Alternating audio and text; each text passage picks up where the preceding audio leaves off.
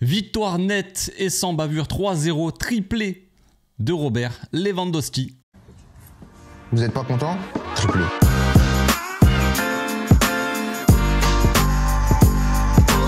Au passage, n'hésite pas à nous rejoindre si c'est pas encore fait et à partager la chaîne autour de toi, ça fera plaisir à tonton. C'est un beau petit match, une belle petite victoire avant de partir pour cette trêve internationale. Vous le savez bien, c'est la trêve et au retour de la trêve, vous connaissez tous le calendrier. Il était important de gagner ce match parce que déjà le Real Madrid a gagné un match compliqué hier contre Villarreal. Il fallait gagner ce match pour garder un petit peu cette avance avant les matchs très compliqués qu'on va jouer au retour de la trêve. Au retour de trêve, Séville, Bayern, Real Madrid. Donc un bel enchaînement, 3 matchs en une semaine avec des sacrées affiches quand même. Pas évident. Tout ça avec un Bayern à domicile et un Real Madrid à l'extérieur au Bernabeu.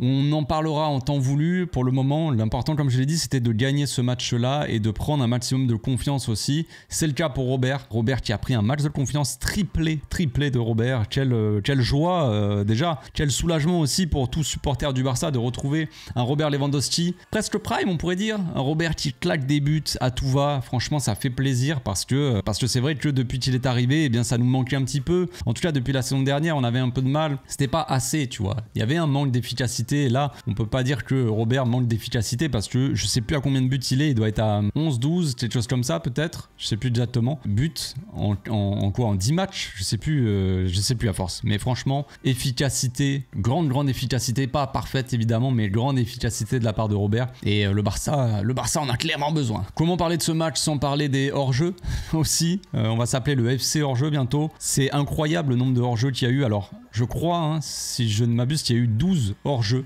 Pour que vous vous rendez bien compte à quel point cette stat est assez monumentale. Si on doit comparer avec le Real Madrid qui est deuxième, donc la deuxième équipe la plus forte de Liga à l'instant T, le Real Madrid a mis hors-jeu ses adversaires 10 fois en Liga depuis le début de la Liga.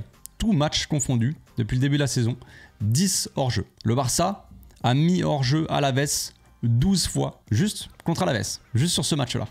Sachant qu'il y a eu quand même énormément de matchs contre Bilbao, contre je sais pas qui, où il y a eu énormément de hors-jeu, à tous les matchs de toute façon. Donc encore une fois, une ligne défensive qui s'aligne très haut sur le terrain. Encore une fois, énormément de risques pris dans le match avec beaucoup de dangers dans notre dos. À chaque fois, il y a eu hors-jeu, donc voilà. Même sur le but d'Alaves, sur un centre, tout ça, il y a eu quand même un retour de hors-jeu. Donc c'est limite. Franchement, c'est très limite à chaque fois. Très osé, très risqué de la part du coach et donc de cette équipe du Barça. Mais c'est payant, encore une fois. On en a parlé, on avait parlé surtout de ça contre Villarreal. Villarreal avait mis quand même pas mal de buts, mais qui avait été annulé pour hors-jeu. Et on avait dit, c'est très risqué de jouer comme ça, mais c'est payant. Et tant que c'est payant, tu peux pas vraiment t'en plaindre en soi.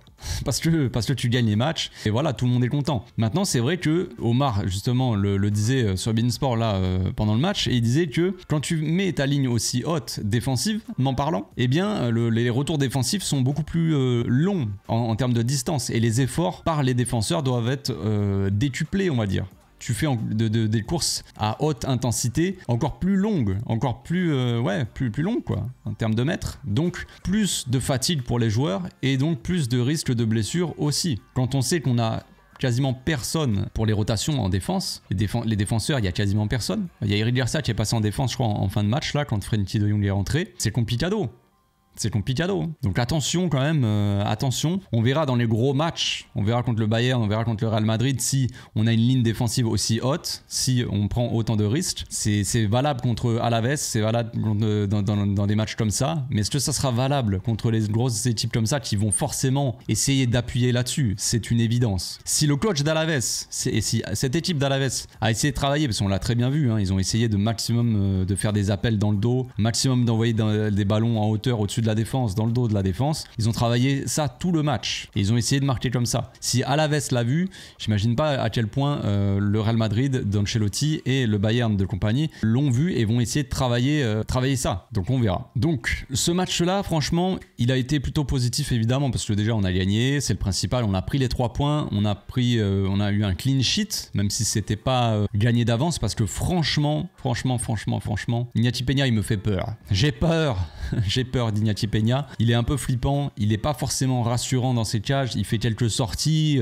wow, t'es là, attention frérot, quand même. T'as l'impression qu'il est pas serein et qu'il sait pas trop ce qu'il fait. Alors, Il y a des risques pris aussi de la part du gardien qui sort vraiment de sa ligne, de sa surface de réparation. Il y a peut-être un gardien qui se sent un peu seul au monde parce que la ligne défensive, elle est hyper haute. Donc lui, il a un peu les chocottes peut-être. Je ne sais pas, peut-être que ça joue.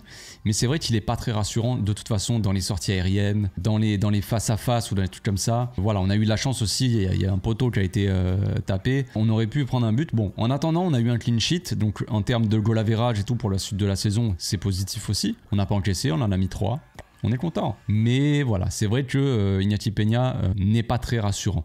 On va voir le niveau de Szczesny, le gardien polonais, quand il va être disponible, peut-être au retour de la trêve, commencer à voir ce que ça peut donner avec lui aussi. Mais c'est vrai qu'un gardien aussi expérimenté que le gardien polonais, dont je ne prononcerai pas le nom, peut-être que son expérience au haut niveau sera un peu plus rassurant pour cette défense et pour toute l'équipe aussi, j'imagine. Donc comme je l'ai dit, on a vu un match plutôt plaisant, plutôt confortable, 3-0. On s'est dit on va pouvoir faire des changements assez rapides dans le match, se mettre à l'aise, mettre Ansu Fati dans les meilleures conditions, mettre Frenkie de Jong dans les meilleures conditions, faire sortir assez tôt Pedri, Lamine Yamal, les faire reposer un peu, les faire souffler. Pedri n'est pas sorti, je trouve ça c'est le point un petit peu négatif de ce match-là. Je comprends pas pourquoi Pedri est resté tout le match sur le terrain, ça n'avait pas vraiment de sens. Pedri a été encore une fois très très bon. Encore une fois, s'il n'est pas là au milieu de terrain, c'est très différent parce que c'est lui qui gère vraiment le tempo du match. Tu vois, vraiment, c'est lui.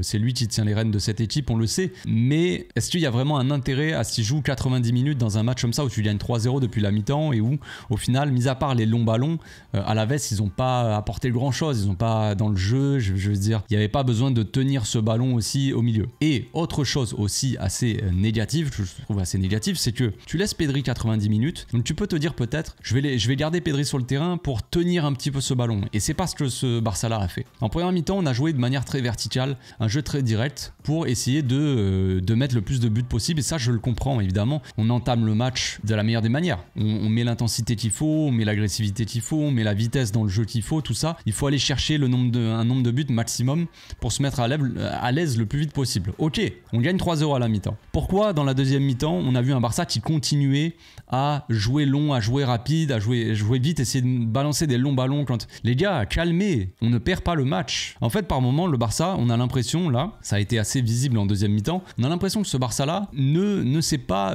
mener vraiment un match, garder la maîtrise de ce match-là en ayant une possession, des séquences de possession de balles pour essayer de souffler aussi et de ménager un petit peu ses efforts et gérer un peu plus le match. Là, on a l'impression que des fois, on ne gère pas le match et on a un appel de Rafinha, vas-y, on envoie un long ballon ou alors un appel de Lamine Yamal ou Robert Lewandowski ou qui vous voulez, un appel en profondeur et allez, bam, on balance un long ballon et le mec part tout seul. Les gars, calmez, on fait monter le bloc, on essaie aussi d'avoir de mélanger un petit peu, mélanger possession, tranquille, on garde en fait, on défend avec ballon, quoi, concrètement. C'est-à-dire que dans nos temps un peu plus faibles, on va dire, où on a besoin de souffler, on a fait les efforts, tout ça, et ben là, tu vas garder un peu la balle, tu vas essayer de faire tourner, t'as des manières de ballon, t'as un Pedri au milieu, avec un Casado à côté de lui, qui a fait plutôt un match, encore une fois, plus besoin de le préciser, mais Casado était un monstre du football, j'avais déjà dit. Garcia à côté de lui qui a fait un très bon match aussi, Garcia qui est rentré rapidement parce que Ferran Torres est blessé. Donc on avait un milieu, Garcia, Casado et Pedri qui savaient très bien gérer la balle. Devant, on a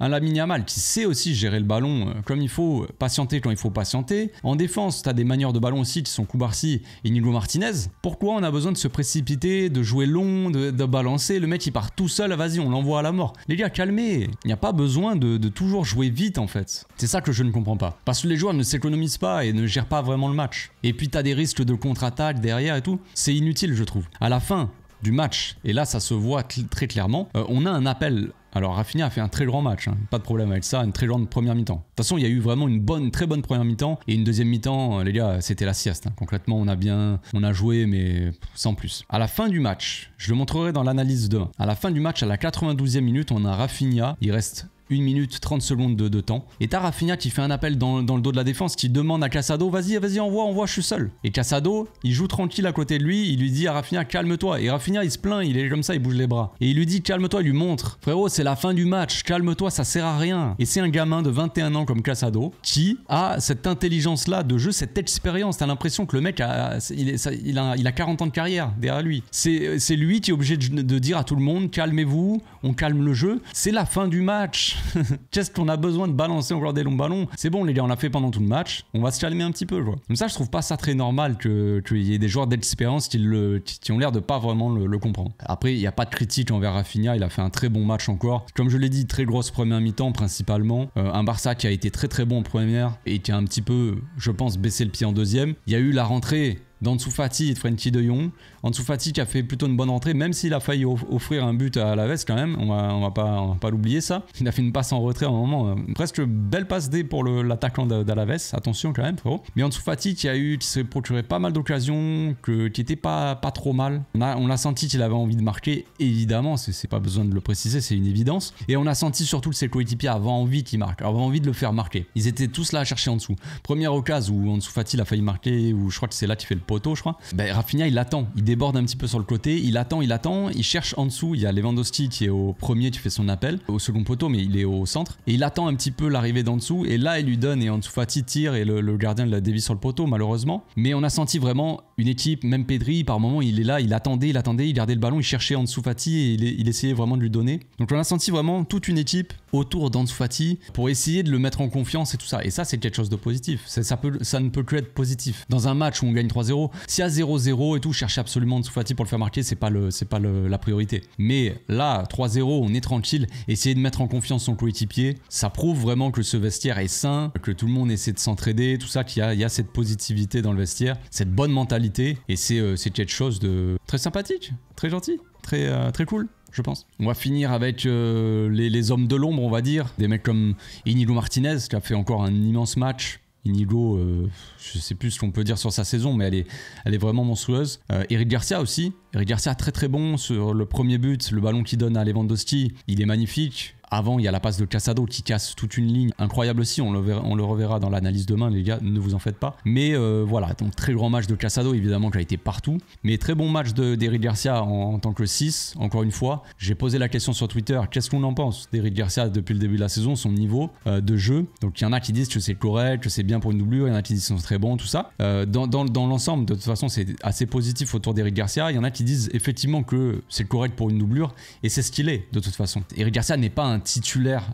et ne sera pas un titulaire dans cette équipe, malheureusement pour lui, parce que je pense qu'il aimerait avoir plus de temps de jeu, mais on le voit dans ces matchs-là de Liga. Eric Garcia, tu peux le mettre les yeux fermés, depuis le début de la saison, il a fait le taf, et il faut le dire, quand un joueur aussi décrié qu'Eric Garcia peut l'être, et autant critiqué comme ça depuis qu'il est au Barça, quand il fait des bons matchs et quand il commence à vraiment enchaîner les bonnes perfs, même si c'est contre Alaves, même si c'est contre des petites équipes ou j'en sais rien, ça reste quand même positif, parce que tu sais que en cas de blessure, en cas de, si tu veux faire souffler, faire des rotations, eh bien t'as Eric Garcia qui est là et qui peut afficher un bon niveau, un niveau digne du Barça, de ce Barça en plus, parce qu'un Barça dégueulasse, il pourrait être digne, mais un bon Barça comme aujourd'hui et comme depuis le début de la saison, eh bien Eric Garcia, il est à ce niveau-là aussi, il a ce niveau-là pour prétendre à avoir des minutes et participer à tout ça. Donc ça reste quelque chose de positif. On s'arrête ici les amis, on se retrouve demain pour l'analyse, on se retrouvera aussi après-demain pour la FAQ, je vais séparer les deux. Je vais mettre sur Instagram en story une boîte à questions, n'hésitez pas à aller checker, le lien de mon Instagram est dans la description de cette vidéo. Vous pouvez me poser les questions, on y reviendra donc mardi dans une grande FAQ.